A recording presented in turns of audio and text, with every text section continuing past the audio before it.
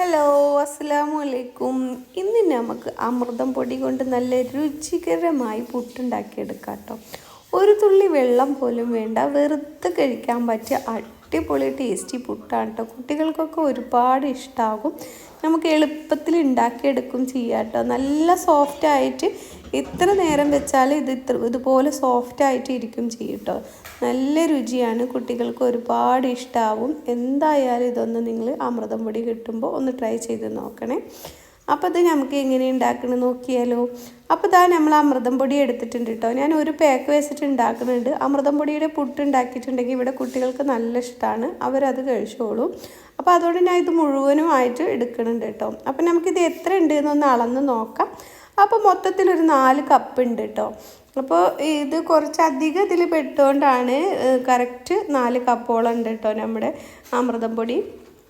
അപ്പോൾ ഇതാ നമ്മളൊന്ന് അളന്നെടുത്തിട്ടുണ്ട്. അപ്പോൾ അതിനനുസരിച്ചുള്ള ഇൻഗ്രീഡിയൻസ് ബാക്കി എടുക്കാൻ വേണ്ടിയിട്ടാണ് കേട്ടോ നമ്മൾ അളന്നെടുക്കുന്നത്.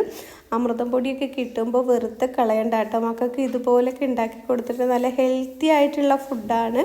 മക്കൾക്ക് നല്ല വലിയവർക്കും ഒക്കെ കഴിക്കാൻ പറ്റിയ അടിപൊളി ഫുഡാണ് കേട്ടോ.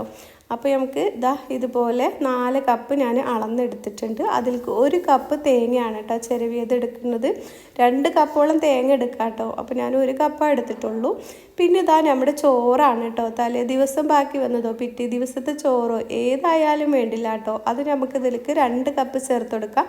4 കപ്പിലേക്ക് 2 കപ്പ് എന്നുള്ള ലെവലാണ് കേട്ടോ എടുത്തിട്ടുള്ളത്. ഇനി 2 കപ്പാണ് നിങ്ങൾ എടുക്കണമെന്നുണ്ടെങ്കിൽ 1 കപ്പ് എടുത്താൽ മതി. എന്നിട്ട് കൈ വെച്ചിട്ട് നല്ലോണം ഒന്ന് മിക്സാക്കി എടുക്കുക. ഇതിലേക്ക് ആവശ്യത്തിനുള്ള ഉപ്പ് കൂടി ചേർത്ത് കൊടുക്കുക കേട്ടോ. നമ്മുടെ അമൃതം പൊടി നല്ല മധുരമാണ്, പക്ഷെ ഉപ്പ് കൂടി ഇട്ട് കൊടുക്കണം. എന്നിട്ട് ഇതുപോലെ കൈ വെച്ചിട്ട് ഒന്നും കൂടി നല്ലോണം മിക്സാക്കി എടുക്കാം.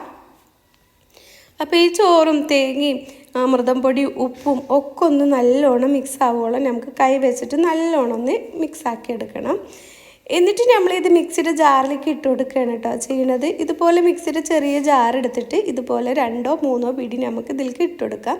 മിക്സിയുടെ ഒരു 1/4 ഭാഗത്തോടെ ഇട്ട് കൊടുത്താൽ മതി കേട്ടോ. കൂടുതൽ ഇട്ട് കൊടുക്കണ്ട, അപ്പോൾ പൊടിഞ്ഞ് കിട്ടാൻ പ്രയാസമാവും. പിന്നെ ഒന്ന് കറക്കിയെടുത്താൽ മതി കേട്ടോ. കൂടുതൽ ഒന്നും ആക്കിയെടുക്കണ്ട, ഒന്നൊന്ന് കറക്കുക. അപ്പം തന്നെ ഇത് പൊടിഞ്ഞ് കിട്ടും കേട്ടോ. കൂടുതൽ നേരം കറക്കിയിട്ടുണ്ടെങ്കിൽ ഇത് കട്ടായി പോകും.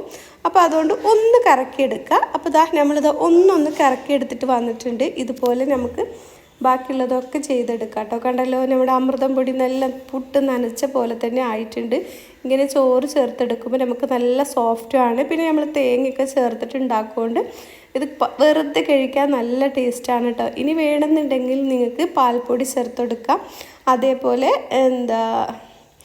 ക്യാരറ്റ് ഒക്കെ വേണമെങ്കിൽ ചേർത്ത് കൊടുക്കാം കേട്ടോ. അപ്പോൾ ഒന്നുകൂടി ടേസ്റ്റ് ഉണ്ടാവും. പക്ഷെ ഞാൻ ഇങ്ങനെ തന്നെ നമ്മുടെ അമൃതം പൊടിക്ക് നല്ല ടേസ്റ്റാണ്, അതുകൊണ്ട് ഇതുപോലെ തന്നെ ഉണ്ടാക്കിയെടുക്കുന്നത്. അപ്പോൾ ഞാൻ ബാക്കി എല്ലാം ഇതുപോലെ പൊടിച്ചെടുത്തിട്ടുണ്ട് കേട്ടോ. ഇനി നമുക്കിത് പുട്ടും കുറ്റിയിലേക്ക് നിറച്ച് കൊടുക്കാം. അപ്പം ഞാൻ ചിരട്ടപ്പുട്ടും മറ്റേ നമ്മൾ നീളത്തിലുള്ള പുട്ടും ഞാൻ ഉണ്ടാക്കിയെടുക്കുന്നുണ്ട്. അപ്പോൾ ആദ്യം നമ്മൾ ചിരട്ടപ്പുട്ട് ഉണ്ടാക്കിയെടുക്കുന്നുണ്ട്.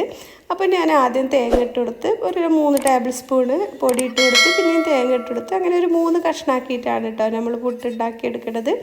അപ്പോൾ തേങ്ങയൊക്കെ കൂടുതൽ ചേർത്ത് കൊടുക്കുമ്പോൾ നമുക്കിത് കഴിക്കാൻ നല്ല ടേസ്റ്റാണ് കേട്ടോ. അപ്പോൾ ഇതുപോലെ ഞാൻ ഉണ്ടാക്കിയെടുത്തിട്ടുണ്ട്. ഇനി നമുക്ക് ചിരട്ടപ്പുട്ടിലും ഇതുപോലെ തന്നെ ചെയ്തെടുക്കാം.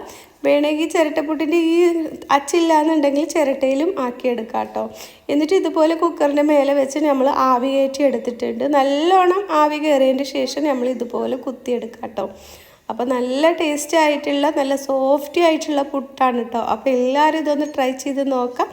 അമൃതം പൊടി കൊണ്ട് ഇതുപോലെ ഒന്ന് പുട്ടുണ്ടാക്കിയിട്ടുണ്ടെങ്കിൽ നിങ്ങൾക്ക് എന്തായാലും ഇഷ്ടമാവും. അപ്പോൾ അടുത്ത വീഡിയോയുമായി നമുക്ക് വീണ്ടും കാണാം. അസ്സലാമു അലൈക്കും.